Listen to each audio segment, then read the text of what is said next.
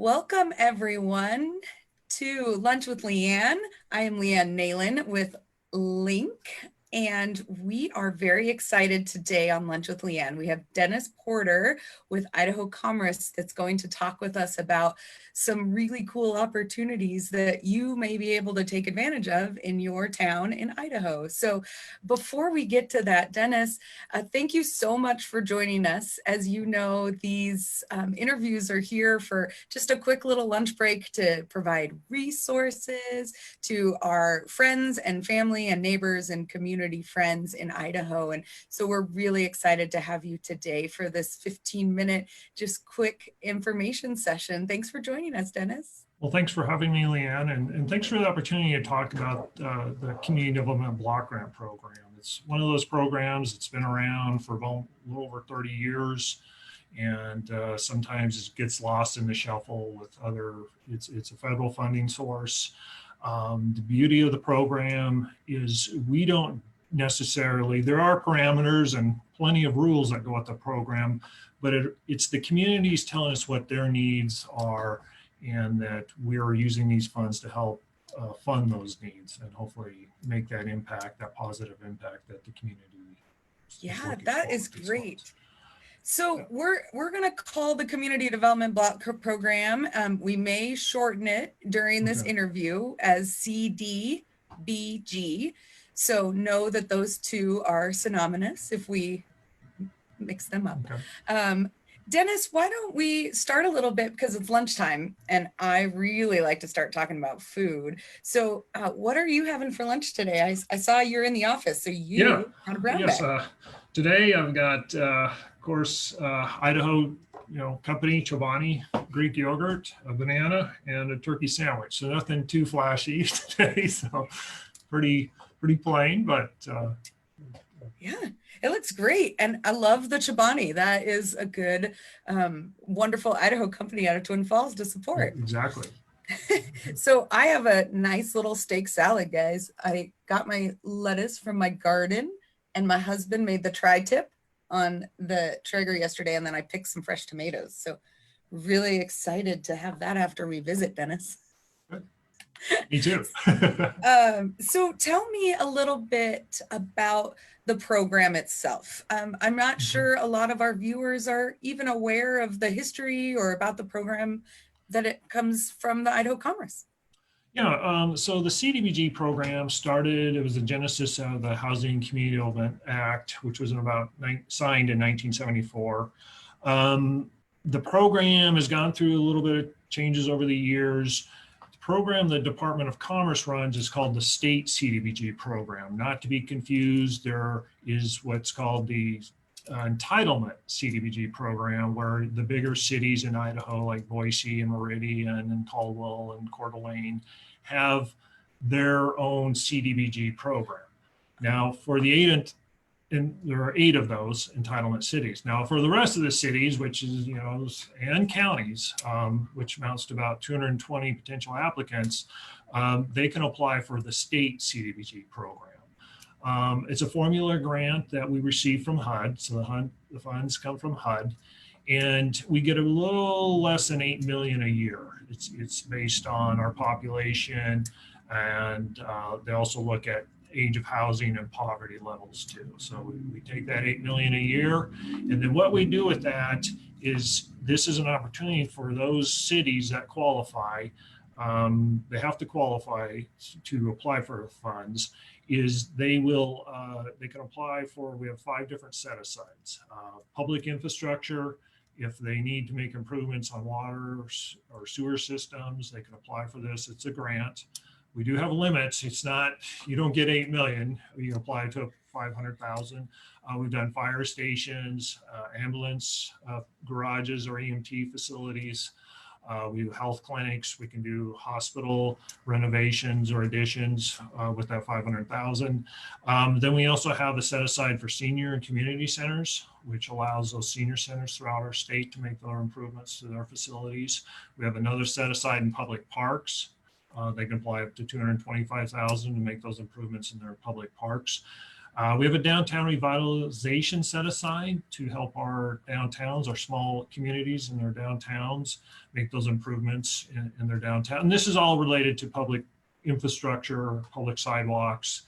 And then hopefully you don't need it. There's a post-disaster set aside that we have available as well. So those funds are made available to the cities and counties throughout the state.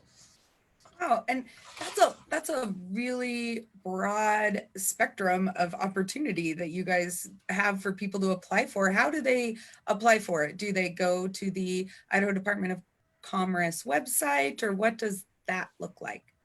Yeah, on our website, hopefully as you navigate through there, you will see we have an actual application handbook, and that'll take you through the process.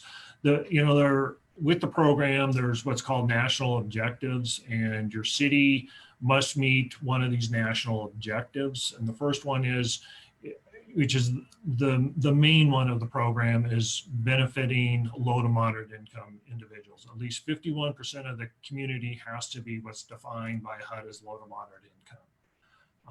And if it meets that requirement, then they're eligible to apply. And as long as the service there, or not the service, excuse me, with the facility they're wanting to improve, be it a fire station or public park, is serving that community that is meeting that 51%. Wow. Okay. And then for our downtowns, they don't qualify based on LMI. They based on a redevelopment requirement that we have in place to make, if their downtown is got substandard issues, one of them being if their sidewalks aren't meeting ADA compliance, then that helps them qualify for the downtown set aside. Yeah, and when you guys go into these communities and help as they're asking for funds and improvement dollars, is there anything around the ADA that you find you oftentimes have the opportunity to address with those folks?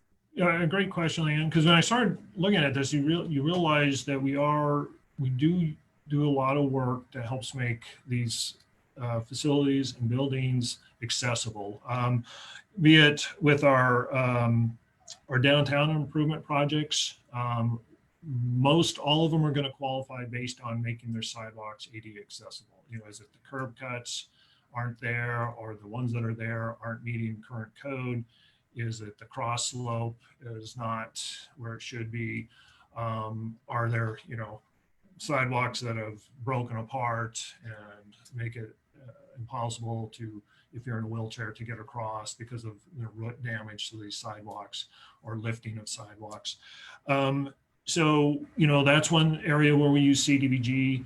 The other thing too is making sure there's accessibility.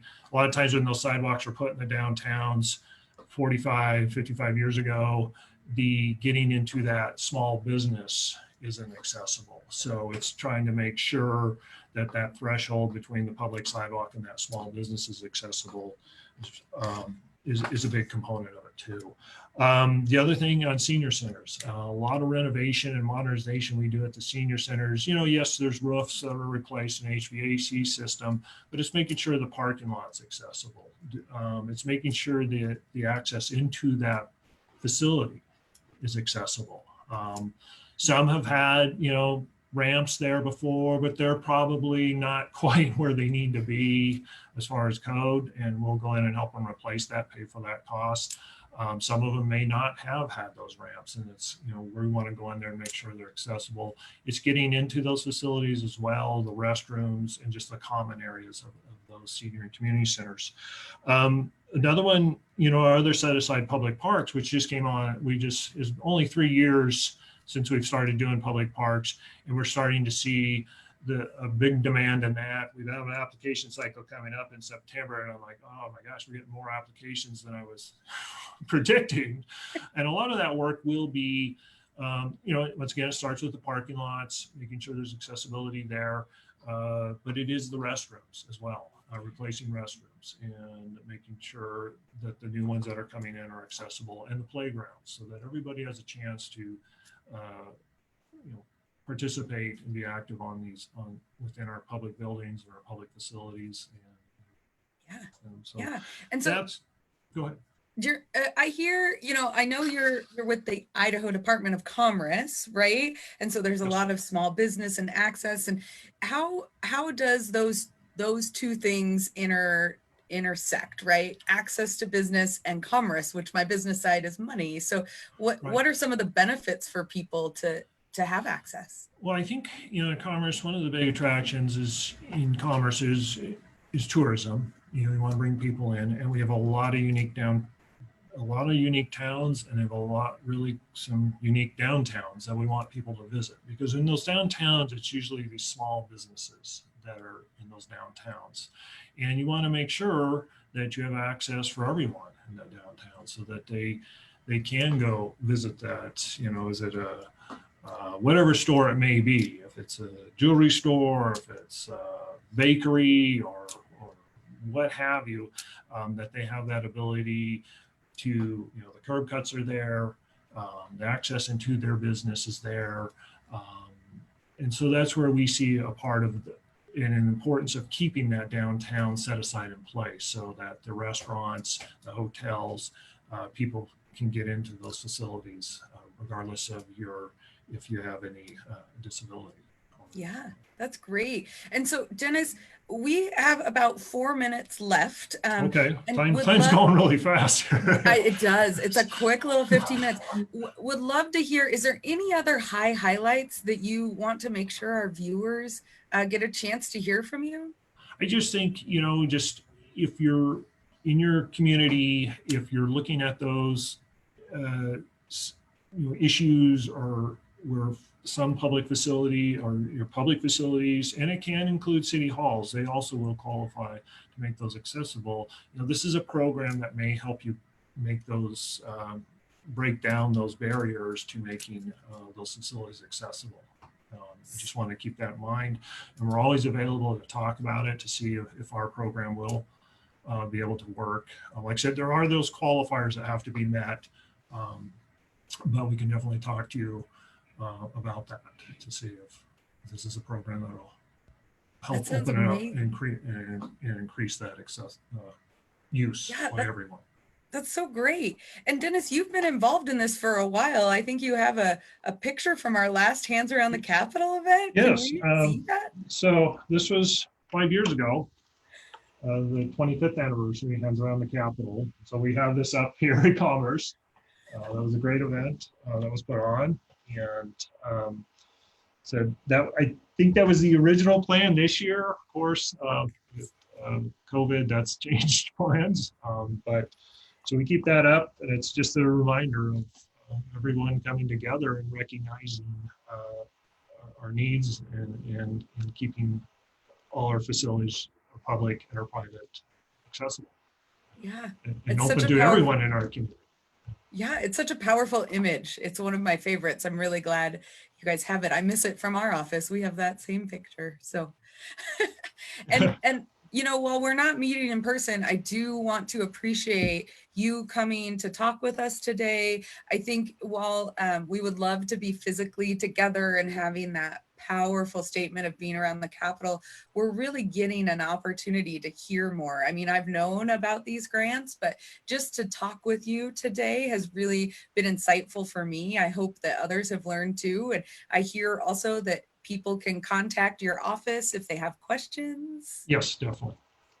Great. Contact me, our Tony Tenney on my staff, or James Varner on my staff, or anyone in Commerce, and they can point you in our direction as well. Like I said, we're here to work with you, and to see if this grant will help you achieve what those needs you have out in your community. Great.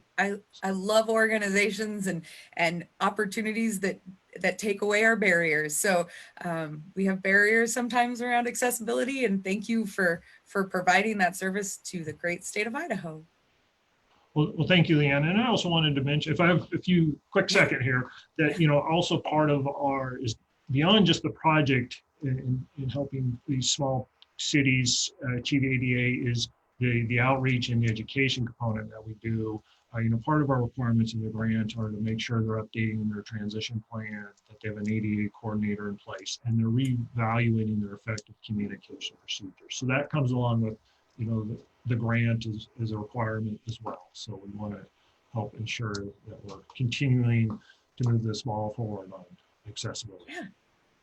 That is fantastic. I'm really glad you added that. And we just finished right on time. So, Dennis, I want to thank you for your time, and also thank you for Lauren for coming again today and doing our interpretation. Next week, we're excited to have you join us again on Wednesday here at noon. Dennis, thank you so much for coming on and sharing your great knowledge and resource with our viewers. Well, thanks for having me, LeAnn. It was a pleasure. Yeah. Thank you all. We'll say ciao for now, and we will see you next week.